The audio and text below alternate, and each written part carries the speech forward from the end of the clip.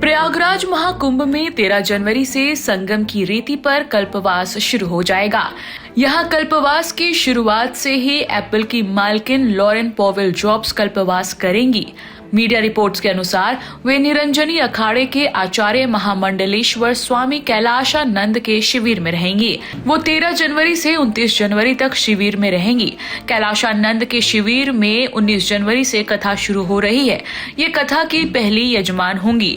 Lauren Powell jobs Apple के सह संस्थापक स्टीव जॉब्स के निधन के बाद एप्पल की मालकिन है। बता दें, कैलाशानंद जी महाराज ने महाकुंभ 2025 में शामिल हो रही लॉरेन पॉवेल को लेकर जानकारी साझा की है। महाराज जी, आपके शिविर में विदेशी बहुत आ रहे हैं, एप्पल की ओनर की पत्नी भी आ रही है, क्या कार्यक्रम है? देखिए, मेरा मानना है कि वो अपना निजी कार्यक्रम से आ रही हैं, अपने गुरुजी के दर्शन करने आ रही हैं।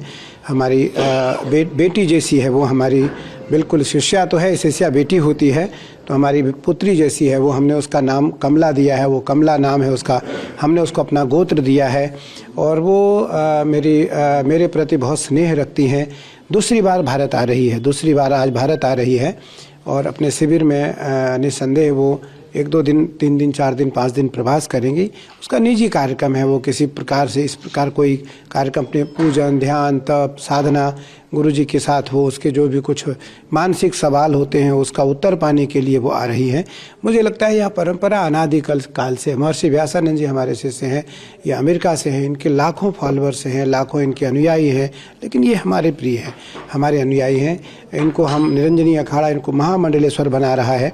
मुझे लगता है यह परंपरा अनादिकाल से है कि हमारी परंपरा पूरी दुनिया में जाए, पूरी दुनिया में वो जाकर के स्थापित हो। लेकिन परंपरा मौलिक हो, परंपरा सैद्धांतिक हो, परंपरा वैचारिक हो, परंपरा आध्यात्मिक हो। उसमें किसी भी प्रकार से कोई लोकप्रियता न हो, कोई लोक हित न हो, उसमें किसी प्रकार से स्वजन हित न हो, लोक हितकारी हो, लोक कल्याणकारी हो, वो स्वजन हितकारी ना हो, वो अपना खुद के कोई किसी प्रकार का कोई स्वार्थ न हो। तो महाराज जी, आज वो आ रही हैं, आपकी पेशवाई में भी शामिल होंगी? देखते हैं, मेरा प्रयास है कि वो आए, क्योंकि बहुत दूर से आ रही हैं, थक कर के आ रही हैं। फिर भी उसका मन होगा कि हम थोड़ी देर रहें, अगर उसकी इच्छा होगी तो वो रहेगी। मुझे लगता है कि उसको अपनी इच्छा के ऊपर छोड़ना चाहिए, जो उसकी स्वेच्छा हो उसके अनुसार वो आए और नगर भ्रमण करें, वो महापुरुषों का दर्शन करें। और सभी महापुरुषों का मेरा प्रयास रहेगा कि हम अपने अखाड़े के जितने भी महापुरुष हैं उनसे मिलें, उसके साथ मिलें।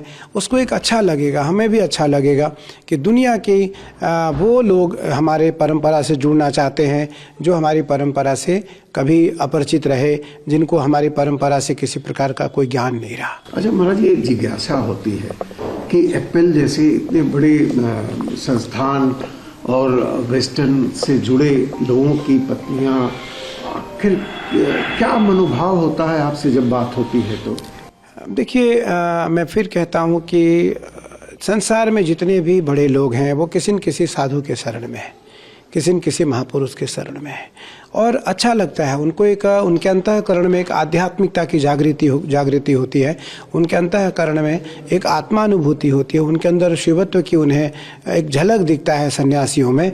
तो उस कारण महापुरुषों से अनादिकाल से ऐसे लोग स्नेह करते आ रहे हैं। कुछ लोग आ रहे हैं जो सेलिब्रिटीज़ हैं, वेस्टर्न कंट्रीज़ के हैं, और कौन कौन? बहुत सारे लोग हैं, बहुत सारे लोग हैं। कुछ के निजी कार्यक्रम हैं, कुछ निजी कार्यक्रम से आ रहे हैं, कुछ सार्वजनिक अपना कार्यक्रम भेज करके आएंगे।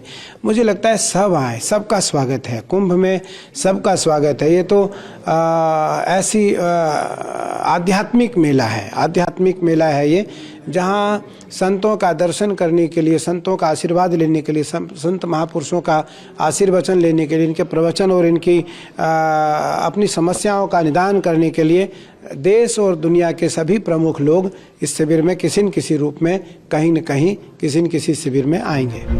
खबरों के मुताबिक इसके अलावा इन्फोसिस फाउंडेशन के संस्थापक नारायण मूर्ति की अरबपति पत्नी विख्यात समाज सेविका सुधा मूर्ति भी संगम में स्नान करने के लिए आएंगी। सुधा मूर्ति के लिए उल्टा किला के पास कॉटेज तैयार किया जा रहा है।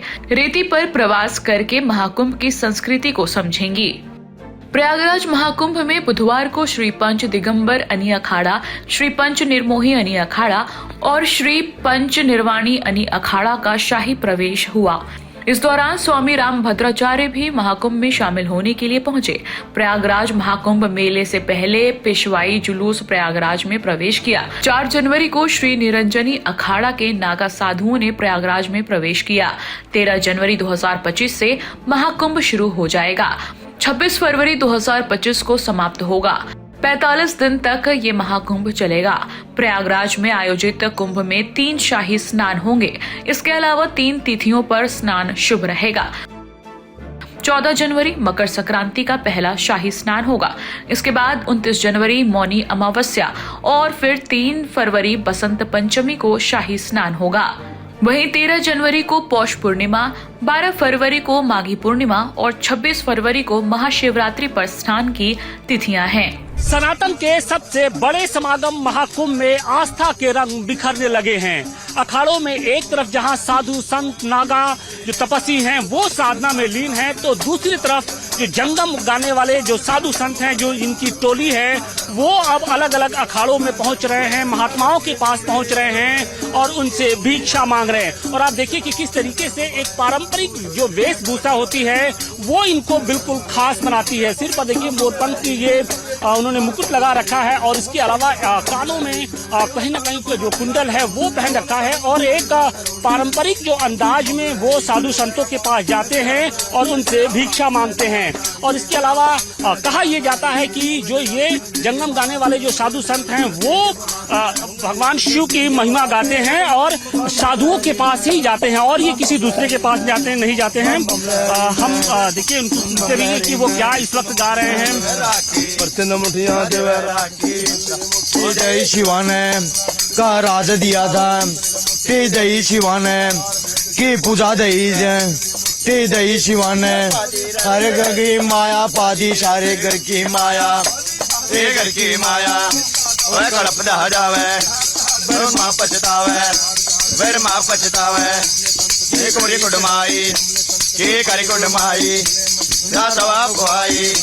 और जो आध्यात्म के रंग हैं वो अब महाकुंभ में बिखर रहे हैं और आप देखिए कि जंगम गाने वाले जो साधु संत हैं वो इस वक्त महाकुंभ क्षेत्र में पहुंचे हैं और नागा साधुओं के पास ये आ रहे हैं और इनसे भिक्षा मांग रहे हैं। और कहीं न कहीं जो ये इनका खास जो अंदाज है, जो खास रूप है, वो लोगों को लुभाता है, साधु संतों को लुभाता है। इस वक्त देखिए ये जूना अखाड़े के ठीक बाहर मौजूद है और यहाँ पर बिल्कुल जो शिव की जो महिमा है वो इस वक्त गा रहे हैं। लोग हैं, हम उनसे भी बात करेंगे। महात्मा जी हैं। गुरुजी, ये किस तरीके की परंपरा है, क्या गाते हैं और आप लोग साधु संतों के पास जाते हैं? ये हमारा जंगम समाज है।